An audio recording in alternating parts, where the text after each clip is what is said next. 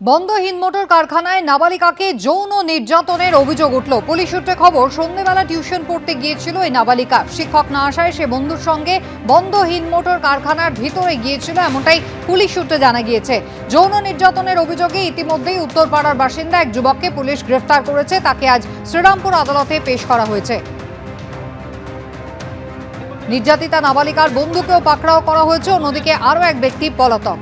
বন্ধ হিন্দমোটর কারখানায় নাবালিকাকে যৌন নির্যাতনের অভিযোগ, এমনটাই পুলিশ সূত্রে জানা গিয়েছে যে বৃহস্পতিবার সন্ধ্যেবেলা সে টিউশন পড়তে গিয়েছিল। শিক্ষক আসেননি, তাই সে বন্ধুর সঙ্গে বন্ধ হিন্দমোটর কারখানার ভেতরে গিয়েছিল আর তখন যৌন নির্যাতন করা হয়, এমনটাই পুলিশ সূত্রে জানা গিয়েছে। আর এই ঘটনায় ইতিমধ্যেই উত্তরপাড়ার বাসিন্দা এক যুবককে পুলিশ গ্রেফতার করেছে।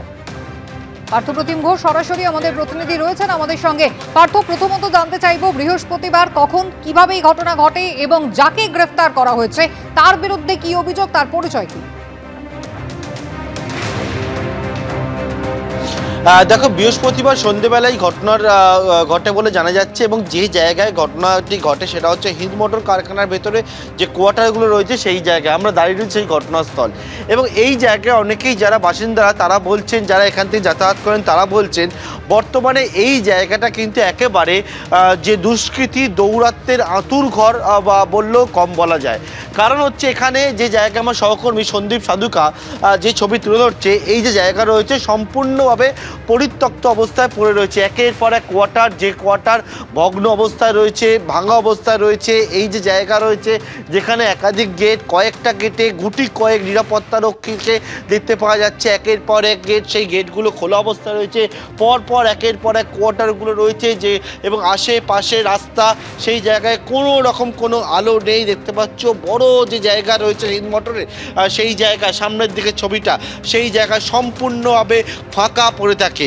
এবং এখানেই কিন্তু যে দুষ্কৃতীদের আতুরঘর, তারা কারণটা বলছে যে নানা সময় নানা অপরাধ, সেই অপরাধ হয়।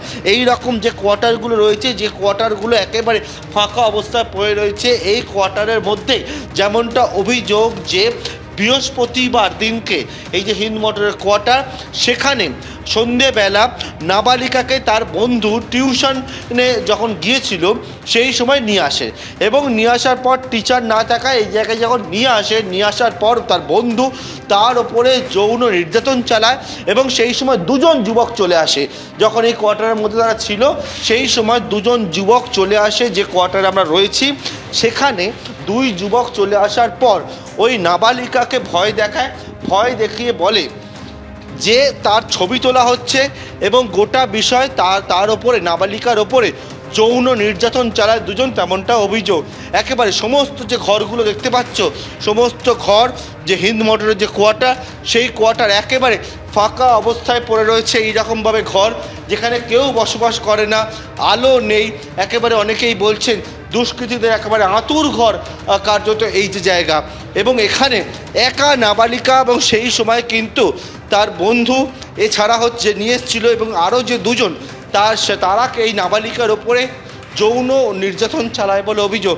এরপর নাবালিকা গোটা বিষয়টি পরিবারকে জানায়। পরিবারকে জানাবার পর গণধর্ষণের ধারায় মামলা রুজু হয়েছে এবং দুজনকে পুলিশ ইতিমধ্যে গ্রেপ্তার করেছে। একেবারে পার্থ, ছবি আমরা দেখতে পাচ্ছি, অর্থাৎ পরিত্যক্ত একটা জায়গা যেখানে বন্ধ হিন্দমোটর কারখানা, তার ভেতরের একটা আবাসন যেখানে কোনো আলোর ব্যবস্থা নেই, যেখানে সাধারণত মানুষজনের পাই পড়ে না, সেখানে অসামাজিক কাজকর্ম দিনের পর দিন হয়ে চলেছে, অথচ প্রশাসনের কোনো নজর নেই। দুজন নাবালিকা, যার মধ্যে একজনকে ডেকে নিয়ে যাওয়া হলো এবং তার সঙ্গে এ ধরনের নির্যাতনের ঘটনা ঘটে গেল। পার্থ, হ্যাঁ দেখো, এইটাই, এবং একটা বড় অংশ, বড় এলাকা, সেই এলাকায় কোনো নজরদারি নেই, কোনো কিছু নেই, একেবারে পরিত্যক্ত অবস্থায় পড়ে রয়েছে হিন্দমোটর কারখানার ভিতরে এই কোয়ার্টারগুলো। এবং সেখানেই গুটি কয়েকটা জায়গায় নিরাপত্তারক্ষী আমরা দেখেছি। অনেকেই বলছেন যে এই যে গোটা এলাকা, আমার সহকর্মী সন্দীপ সাধুকাকে দেখাতে বলবো ওপর থেকে ছবিটি, গোটা যে এলাকা, গোটা এলাকায় কোনো নজরদারি নেই, কোনো লোকের বসবাস নেই, কোয়ার্টারগুলো পড়ে রয়েছে। এবং এই কোয়ার্টারের মধ্যেই একেবারে নাবালিকাকে নিয়ে আসা হয়, তাকে ভুল বুঝিয়ে নিয়ে আসা হয় বলে তার দাবি। তার বন্ধু তার ওপরে যৌন নির্যাতন চালায়, এমনকি শুধু বন্ধুর পরে আরও দুজন আসে, তারা হচ্ছে সেই বন্ধুর পরিচিত, যার মধ্যে এক যুবক যে নিজেকে সিভিক ভলেন্টিয়ার বলে পরিচয় দিয়েছিল এবং সে হচ্ছে এলাকায় যুব নেতা হিসেবে পরিচয় দিত সবাইকে। এবং সেক্ষেত্রে কিন্তু এই যে ঘর রয়েছে সেখানে নাবালিকার ওপরে 3 জন মিলে যৌন নির্যাতন চালায় বলে অভিযোগ এবং তাকে নাবালিকাকে ব্ল্যাকমেল পর্যন্ত করা হয়। গোটা ঘটনার পর পুলিশের কাছে, উত্তরপাড়া থানার কাছে অভিযোগ দায়ের হয়েছে। সেই অভিযোগের পরিপ্রেক্ষিতে এক যুবক, তাকে গ্রেপ্তার করা হয়েছে, যে এলাকায় তৃণমূলের যুব নেতা বলে পরিচয় দিত, নিজেকে সিভিক ভলেন্টিয়ার বলে পরিচয় দিত। পুলিশ যদিও জানাচ্ছে এই যুবক যাকে গ্রেপ্তার করা হয়েছে সে কিন্তু সিভিক ভলেন্টিয়ার নয়, সে নিজেকে সিভিক ভলেন্টিয়ার বলে পরিচয় দিত এলাকায়। এর আগেও তার নামে চিটিংয়ের অভিযোগ হয়েছে, তাই গ্রেপ্তার পর্যন্ত করা হয়েছিল। কিন্তু সবথেকে বড় প্রশ্ন যেটা, সেই প্রশ্নটা হচ্ছে যে এলাকায় কি আদৌ কোনো নিরাপত্তা রয়েছে? কারণ এই রকম যে জায়গাগুলো রয়েছে সেই জায়গায় কোনো আলো নেই, কোনো নজরদারি নেই। সে অনেকেই বলছেন নানা সময় বাইরে থেকে বিভিন্ন লোকজন এখানে যাতায়াত করে আসে। এই জায়গায় কিন্তু স্বাভাবিকভাবেই একটা প্রশ্ন উঠছে, নাবালিকাকে ব্ল্যাকমেল পর্যন্ত করা হয় বলে অভিযোগ, সে প্রশ্ন উঠছে। সেক্ষেত্রে মনে পড়ে যাচ্ছে দুর্গাপুরে ঘটে যাওয়া কয়েকদিন আগের যে ঘটনা, একেবারে মেডিকেল MBBS পড়ুয়াকেও কিন্তু একই রকমভাবে ব্ল্যাকমেল, তার পরবর্তীকালে যে অভিযোগটা সামনে এসেছিল। এবং এই হিন্দ মোটরের ঘটনায় ইতিমধ্যে পুলিশ তার বন্ধু, নাবালিকার বন্ধু, যে সেও নাবালক, অন্যদিকে আর যে অভিযুক্ত যুবক তাই গ্রেপ্তার করেছে এবং ঘটনা পরবর্তী তদন্ত সেটাকে এগিয়ে নিয়ে যাচ্ছেন গণধর্ষণ এবং পক্সো ধারায় মামলা রুজু করে তদন্তকারী আধিকারিকরা। একেবারে পার্থ, তুমি আমাদের সঙ্গে থাকো। অর্থাৎ গণধর্ষণের ধারায় মামলা রুজু হয়েছে এবং ইতিমধ্যেই এক ব্যক্তি যাকে গ্রেফতার করা হয়েছে, যে নিজেকে তৃণমূলের যুব নেতা বলে পরিচয় দিয়েছে, তাকে শ্রীরামপুর আদালতে তোলা হচ্ছে। যদিও তার এই তৃণমূল যোগ নিয়ে কিন্তু শাসক দল ইতিমধ্যেই দ্বিধাবিভক্ত হয়ে গিয়েছে।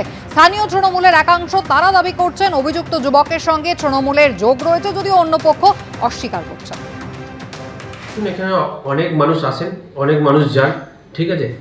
এর যদি ও কিছু ভুল করে থাকে এর দায় আমরা নেব না। এই যে বলা হচ্ছে যে আপনার ছায়াসঙ্গী, আপনি ওর প্রভাবশালী ব্যক্তি, তাই জন্য কি বলছেন? ছায়াসঙ্গী আসতো ঠিক কথাই, দল আমি তৃণমূল কংগ্রেস করি, যে কেউ আসতে পারে, যে কেউ এসে ছবি তুলতে পারে।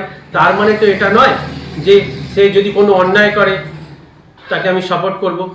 যদি সে কোনো অন্যায় করে থাকে তার উপযুক্ত শাস্তি হবে। দেখুন, আজকে আমি দল করছি এবং আগামী দিন আমি যদি কিছু করি এর দায় তো দল নেবে না।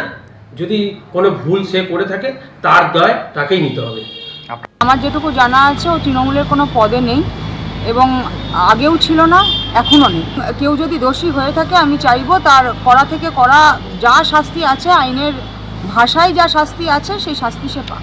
তা সোশ্যাল মিডিয়ায় একাধিক ছবি আপনাদের দলের লোকের সঙ্গে, আপনার সঙ্গেও বিভিন্ন ছবি রয়েছে, কি বলুন বিষয়টা আপনাদের দেখুন, সঙ্গে? ছবি তো অনেকে তুলতে পারে, এবার আমরা তো কেউ হাত গুনতে পারি না কার মনে ধর্ষক লুকিয়ে আছে, কার মনে খুনি লুকিয়ে আছে, সেটা আমরা হাত গুনতে পারি না। কিছুদিন আগেও বিল্লার খালে জেলেদের থেকে একটি টাকা তোলার ভয়েস রেকর্ড তার ভাইরাল হয়েছিল, তারপরেও কোনো ব্যবস্থা না। তখন ব্যবস্থা সেখানে কিন্তু সে দাবি করছে যে আমি যুব সহসভাপতি। হ্যাঁ, দাবি তো অনেকেই করতে পারে, দাবি অনেকেই করতে পারে, তৃণমূল বলে এখন দাবি অনেকেই করতে পারে। এবং আমার কাছে যেটুকু ঘটনাটা জানা আছে, কালকে রাত্রে সে যখন করেছে সে পুলিশ বলে নিজেকে দাবি করেছে, পুলিশ বলে দাবি করেছে বলে পুলিশ হয়ে গেল না, সেরকম যুব বলে দাবি করেছে বলে যুব হয়ে গেল না, বা তৃণমূলের সাথে তার কোনো যোগাযোগ নেই। এই ঘটনা প্রসঙ্গে বিজেপি রাজ্য সভাপতি শ্রমিক ভট্টাচার্য কি বলছেন দেখুন। মানুষ ভয়মুক্ত হয়ে গেছে, পুলিশের উপরে কারোর কোনো আস্থা নেই, পুলিশকে ভয়ও পায় না। এই মুহূর্তে পশ্চিমবঙ্গে আইন শৃঙ্খলা বলে কিছু নেই, ফলে অপরাধ মনস্ক মানুষ, এই ধরনের যারা বিকৃত মনস্ক মানুষ, যারা এই ধরনের ঘটনা ঘটিয়ে থাকে, তারা এগুলো করছে। তারা জানে এই সরকারটা আমাদের সরকার, সরকার কিছু করবে, তার জন্য ঘটনা বাড়ছে। সামাজিক পরিস্থিতি যা তৈরি হয়েছে তাতে দুষ্কৃতীরা কার্যত ভয়শূন্য হয়ে গেছে। বন্ধ হিন্দমোটর কারখানা আর সেখানে পরিত্যক্ত আবাসন, যেখানে নিয়ে এই নাবালিকা তার সঙ্গীর সঙ্গে গিয়েছিল, টিউশন পড়তে গিয়েছিল, শিক্ষক আসেননি আর সেই কারণে সে তার বন্ধুর সঙ্গে গিয়েছিল সেই বন্ধ হিন্দমোটর কারখানার মধ্যে। নাবালিকাকে যৌন নিগ্রহ করা হয় এমনটাই পুলিশ সূত্রে জানা গিয়েছে। ইতিমধ্যেই গণধর্ষণের মামলা পুলিশ রুজু করেছে। ওই নাবালিকার আইনজীবী কি জানিয়েছেন দেখুন। শোনা তো যাচ্ছে যে উনি আমাদের উত্তরপাড়া পূর্ত মিউনিসিপ্যালিটিতে আমাদের যিনি চেয়ারম্যান আছেন মাননীয় দিলীপ যাদব মহাশয়, নিজেকে তো উনি তার ঘনিষ্ঠ বলেই পরিচয় দিচ্ছে। এবং কিছুদিন আগেই তার একটা মাছের অডিও বা ওই মাছের ভেড়ির ওইখানে তার একটা তোলাবাজির ভিডিও অডিও ভাইরাল হয় এবং তিনিও বলেন যে তিনি নাকি একটা এই তৃণমূলের এই উত্তরপাড়া শহরের সহসভাপতি, যেই দোষী হোক সঠিক যেন সেই দোষীদের শাস্তি হয়, এটাই আমরা কাম্য রাখবো। সে যেই হোক, যে দলেরই হোক, যে দোষী হবে তার কোনো রং দেখা হবে না, সে কোন দলের দেখা হবে না, সে প্রভাবশালী সাথেও দেখা হবে না, সে অবশ্যই যদি দোষী হয় সে যেন শাস্তি পায়, সেটাই আমি একজন আইনজীবী হিসাবে কাম্য করব। এবিপি আনন্দ, এগিয়ে থাকে, এগিয়ে রাখে।